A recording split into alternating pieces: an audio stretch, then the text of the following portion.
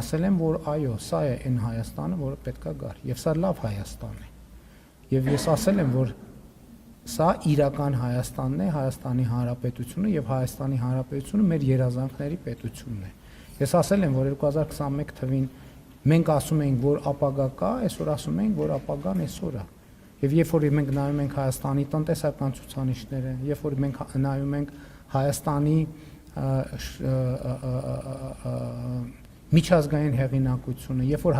նայում ենք Հայաստանում եւ նրա շուրջ տարածաշրջանում հաստատված խաղաղությունը, ըստ էության այո, դա այն խնդիրն էր, որը մենք 2021 թվականին ուզում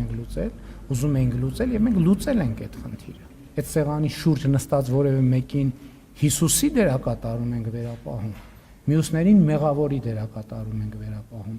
Մենք ցանկացած քրիստոնյա հետևորդ, հայաստանյաց առաքելական Սուրբ եկեղեցու ցանկացած հետևորդ, ինքը պետքա գիտակցի երկու բան,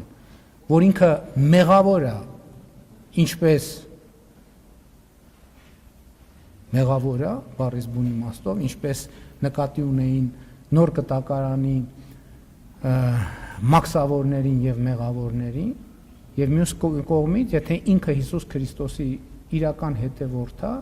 ինքը նաեւ Հիսուս Քրիստոսի գործելակերպի, վարվելակերպի, խոսույթի տրամաբանության եւ առաքելության մեջ է։ Ես եպիսկոպոսների մեջ նստում եմ որպես մեղավոր եւ կարծում եմ, ինչ? Իրենք նստում են որպես եպիսկոպոս։ Ես կամրջում եմ վարչապետի ինստիտուտը, կամրջում եմ քաղաքացու ինստիտուտի հետ, կամրջում եմ Հայաստանյաց առաքելական Սուրբ եկեղեցու հետևորդի ինստիտուտի հետ, կամրջում եմ նոր կտակարանի ինստիտուտի հետ եւ այլն, եւ կամրջում եմ աղոթքի ինստիտուտի հետ, կամրջում եմ քաղաքացու ինստիտուտի հետ եւ այլն, եւ այդպես շարունակ։ Ինչ վերաբերում է թե մենք ինչ ենք պատրաստվում անել, ասում եք, որ Կտրիչ Ներսիսյանը հեռանալու մտադրություն չունի, մենք պատրաստվում ենք այնպես անել, որ ինքը իր մտադրությունը փոխի։ Իսկ ոչ մեկ էլ հեռանալու մտադրություն չի ուներ, մետով է ասում, որ Սերժ Սարգսյանն էլ հեռանալու մտադրություն չուներ, բայց ստիպված էր հեռանալ։ Նույնն է Կտրիչ Ներսիսյանը ստիպված կլինի հեռանալ։ Բայց մենք դա էլ եմ ասում, ոնց որ արել ենք, դա մենք կանենք անցնցում քրիստոնեական հանդուրժողականությամբ եւ սիրով տոգորված։ Փոխվարչապետերի հանդիպման ժամանակ Ադրբեջանի փոխվարչապետը արտահայտել է պատրաստակամությունը Ադրբեջանի վաճառել նավթամթերք։ Հայաստանի կառավարությունը նախնական ուսումնասիրելով դաշտը այն գործարարներին, որոնք մեր գնահատմամբ հակված չեն լինի դրանից քաղաքական ակցիա